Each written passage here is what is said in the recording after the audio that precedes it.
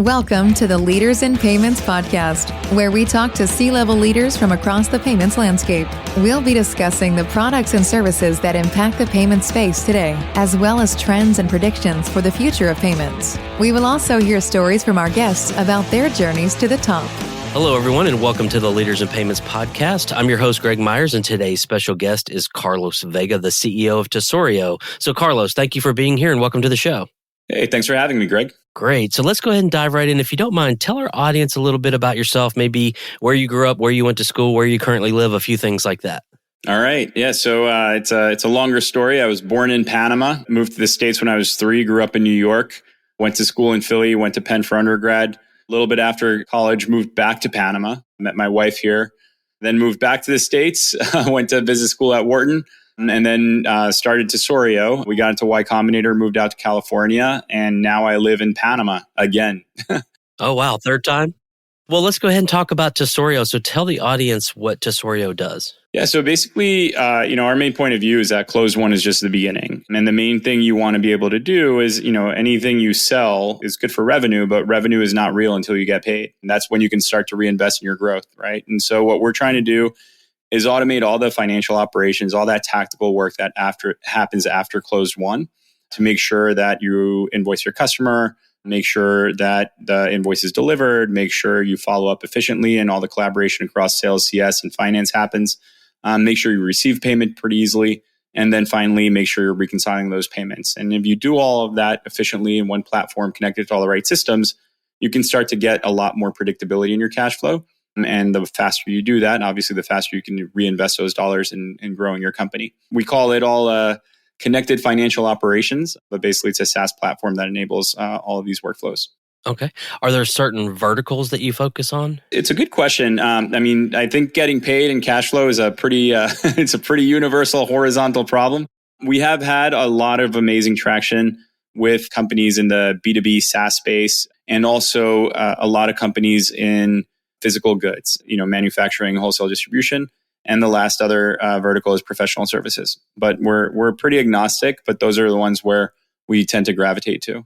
And how big is the company? You can use number of employees or however you want to define that. Yeah, totally. So we're around 50 to 60 employees. It's kind of cool, actually. We're fully distributed, which I know has come into a lot of debate these days again. And so we have about half the team in Latin America, half the team in the States. And we stick to the Americas. We're fully distributed remote, but stick to the Americas to maximize team collaboration. And we have, customers in the hundreds, several billions and billions and billions of dollars of transactions going through the platform every single year. So 2 questions about sort of the service that you offer. One, if you don't use something like Tesorio, what do you do? What is the main pain point that you're sort of solving for? Totally. The counterfactual. It's always a good thing to focus on. Yeah, when we end up running across companies, they tend to be using Excel most of the time.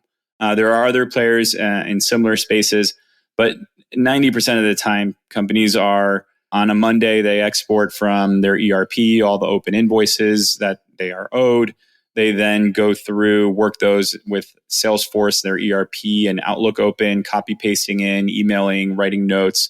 The next day, they export again all the payments that they received, do a VLOOKUP, match it in there, remove the invoices that were paid, go through the same process, do that every single day.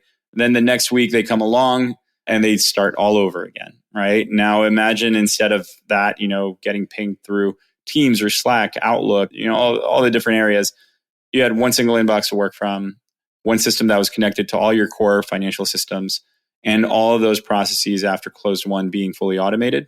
That's basically the world that we're trying to create and have created for a lot of great customers. Okay. And the second question that came to mind is you mentioned about being connected to the right systems. What do you mean by that? Yeah. So it's interesting when you think about it. I guess, one point of view that we have is that cash flow is more of a data problem than a finance problem. And if you look at over the last 10 years, the proliferation of Office of the CFO software, there's a lot of core systems that have your financial data, what money's going to come in and out.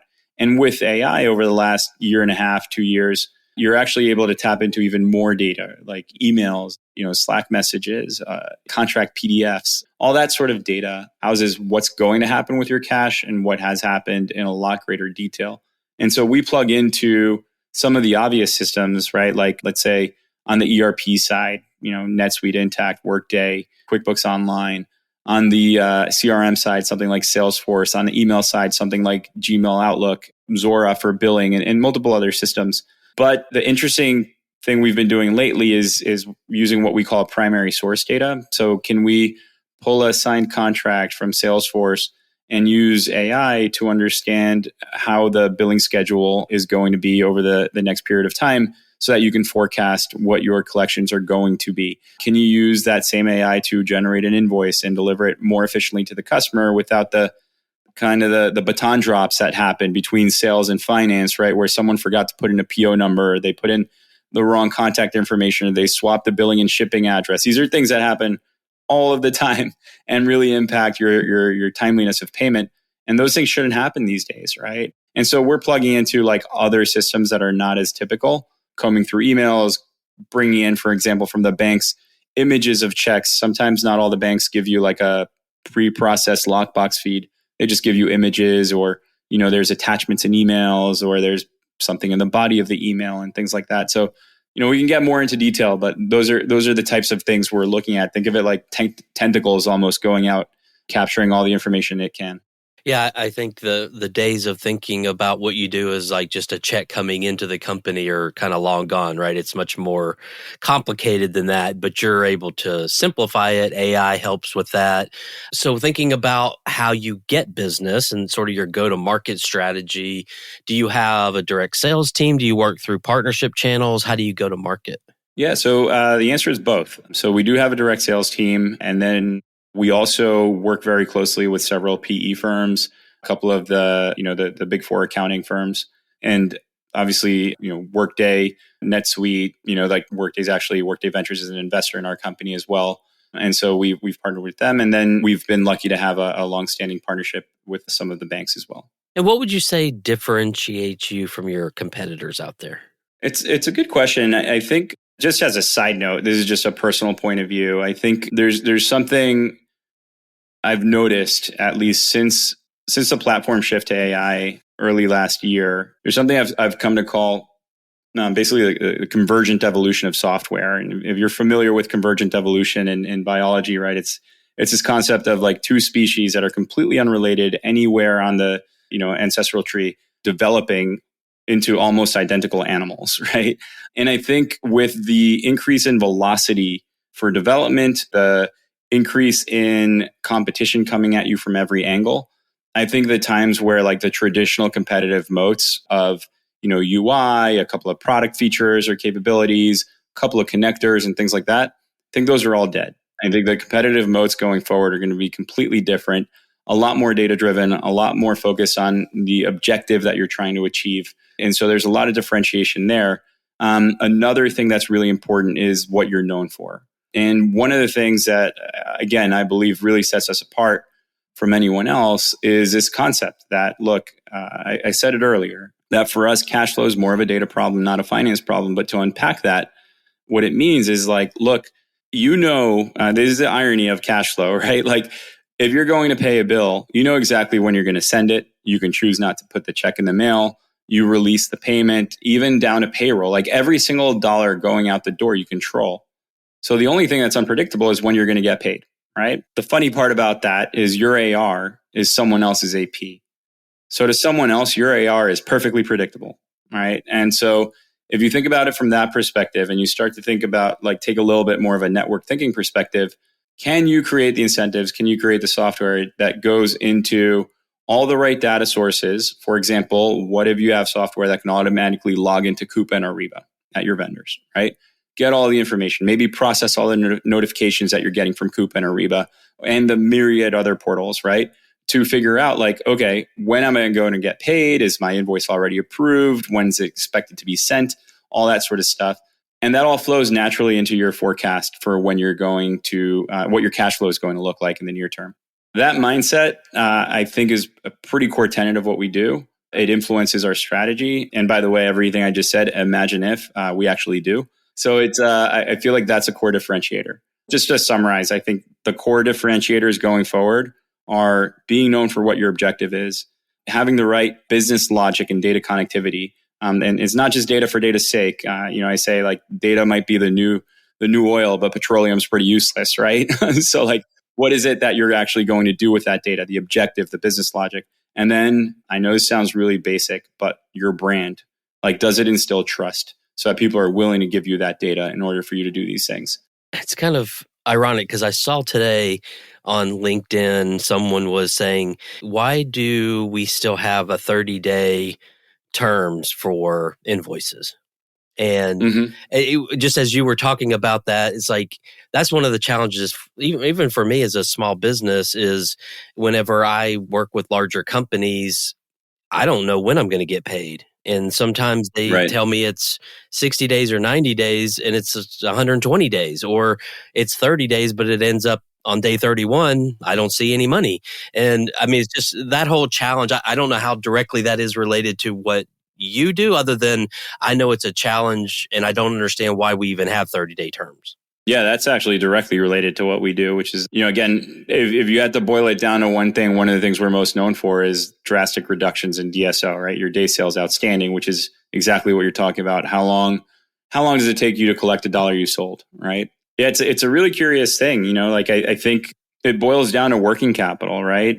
So, if you think about the cash conversion cycle, like on the way out, you've got, and I'll just stick to like B2B SaaS, right? Where you don't have inventory. But you've got the DPO, which is, how quickly are you paying the people that owe you money, that you owe money to? And then the DSR, right? How quickly are you getting paid? The ideal state is that you collect faster and you pay slower. And that way you don't require more capital or working capital to grow. And that way, as you grow, basically, like if you think about it, it's the reinvestment cycle, right? Like, so you can invest in growing without requiring dollars to float your business. And that's why you have these net terms, right? If in a perfect world, let's imagine if you want to go like really far out into the future of what might be possible once, you can integrate all these different systems, you're right. Like AR and AP sound pretty antiquated because you have all the invoices, you sold a deal. Salesforce marks it closed won. You create the invoice in your system, in your ERP or accounting system. You then have to get that over to the customer in order for them to pay you. What's that process like? All right, take that electronic invoice in your system, download it to a PDF or manually submit it into a portal. And someone on the other side then has to add it to their ERP and their system, right? Back when, people were definitely talking a lot more about blockchains, you could almost imagine like, wow, what if there were a shared ledger where everyone just it stayed electronic. There was no email kind of go between and PDFs and all of that. But then if you go back to like the 70s, I mean, that was the dream of EDI, right? And so that didn't work. Why? Because everyone had their own custom EDI instance, just like pretty recently, everyone wanted to have their own blockchain and everyone wanted to own the blockchain. So I think there's, the hope, and the solve. Yeah, it would be really great if everything just electronically talked to each other. So ERP to ERP. And you could almost just set like, hey, what's your threshold? Like, look, here's my weighted average cost of capital. And this is how much I'm willing to discount that in order to get paid sooner. Sorry, pay on top of that in order to get paid sooner. Here's how much I'm willing to discount in order to pay faster and all that sort of stuff. But it's just very difficult when you take all those dynamics into play. So that's why I think the net terms exist. You'd have to snap your fingers and magically shift everyone to this way of thinking, which maybe will happen someday, but I think it'll take some time. Well, that's a good segue into the next question. Where do you see, and you can answer this obviously in the context of your business, but where do you see the payments industry headed in the next, say, 3 to 5 years? Yeah, so it's a great question. The way I think about it, so purely payments, I think, we're seeing this, right? Interchange fees are getting compressed. And so just having a business model purely based on interchange, I think will get more and more challenging. That's like purely on the payment side. I think, some things we're seeing is customers are more and more, they have a global customer base. And so having the flexibility to be able to collect from or receive payment from any currency, any modality around the world is critical. And if you're a business, right, saying, okay, I can use this for only 70% of my business, but I need this other platform for the other 30%, or the other 30% has to stay manual because they don't cover X regions that I sell to. Like those types of things, they're becoming more and more objections that people raise. And so I think that's going to get fixed, right? I mean, there are a lot of companies trying to fix that, both on the getting paid and on the paying on the way out, on AR and AP side. I think we'll see that getting resolved. Another thing I do think will emerge is something, I've been referring to as sensory networks, right? Like basically, if you have all of these different systems that we were talking about before actually connected, they're gathering a lot of information, almost like nodes, about how cash is flowing in and out of your business. And if you're gathering that information about how cash is flowing in and out of your business, you can then start to map the randomness or the unpredictability a lot more clearly. And I'm hopeful that there will be ways to create products that allow these sensory networks between companies to also communicate, right? There's incentives for them to do so. And so therefore, you could start to get to that future we were talking about, where you can see preferences being set or needs being surfaced, and companies can make these decisions purely based on cash flow about when they're going to pay and when they're not going to pay. So that's a little bit more esoteric. I can dive into that if you would like, but I think the other areas are more tangible. Yeah, and just one question on that. So do you think AI plays a part in that connection, or do you think it's truly like a technology challenge? I think AI 100% plays a role in that in a couple of different ways. When I think about data and what you can do with data, now that AI is around, I think about three different areas, right? The first one is more what you can do with granular data, right?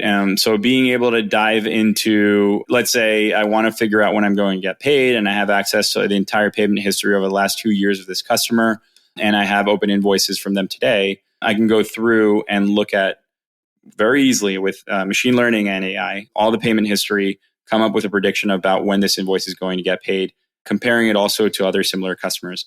Now imagine that doing that for the hundreds or thousands of open invoices you have if you're a company instantly, constantly, right? Like that's very difficult to do manually, but machine learning and AI allow that. So that's the granular data component. The other component is access to new data. I call it primary source data because, it's data that hasn't been messed up by human fingerprints, if you will. And so that's looking at, one example is a contract PDF. Others are like images of checks, and like actually looking, and I say a contract PDF, yes, humans wrote that, but we find in our customers 50 to 70% of payment delays are actually like fat finger mistakes where someone transcribes something by accident.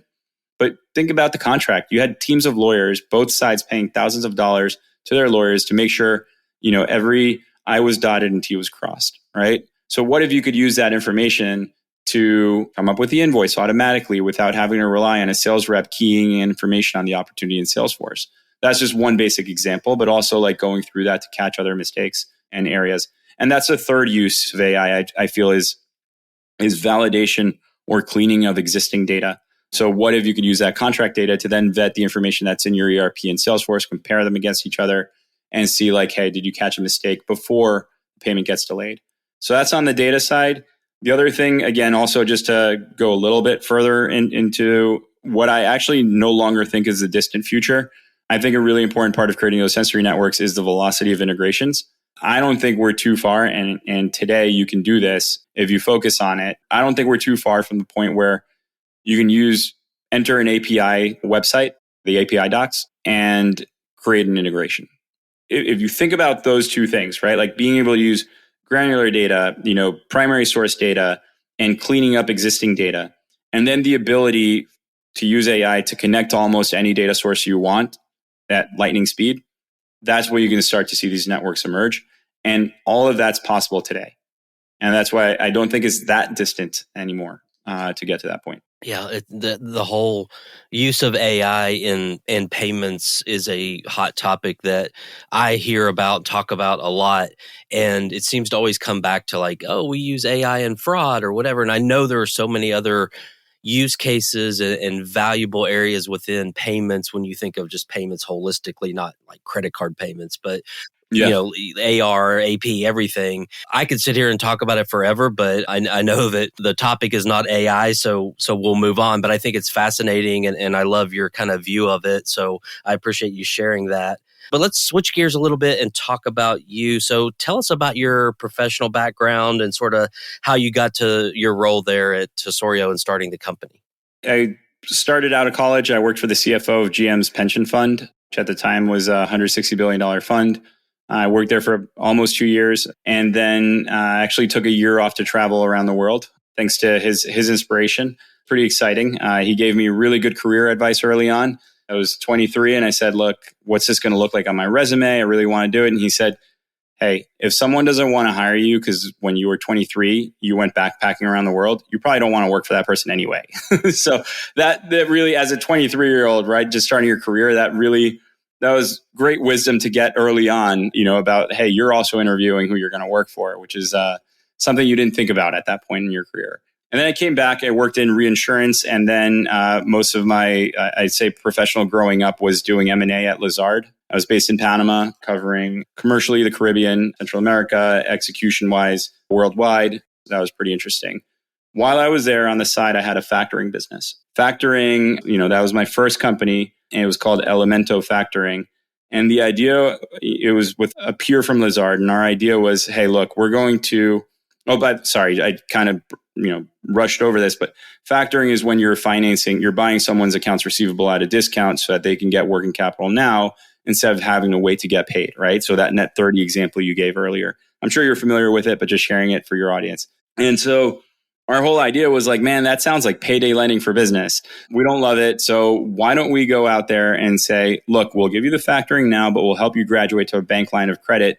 Here's your cash flow model. Let's get you going. Let's build up your credit score and all of that. And it was really disappointing. People were like, give me the money. I don't care.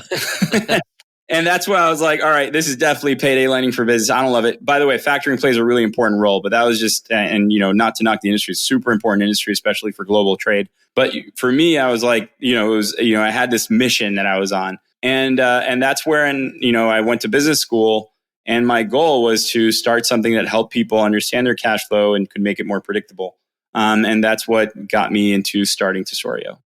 Okay, great. So what are some things you're passionate about? So maybe one work-related passion and one personal passion. Yeah, certainly. At work, I am always intrigued about the importance of communication. It doesn't matter how many times you say something and how many ways you say it. It's never enough. And you have to keep going and repeating and repeating and repeating, because people need to hear things so many different ways and so many different times that you're just kind of never done. And I think that's like one thing I'd heard a lot about, and until recently, I didn't realize like how critical that was.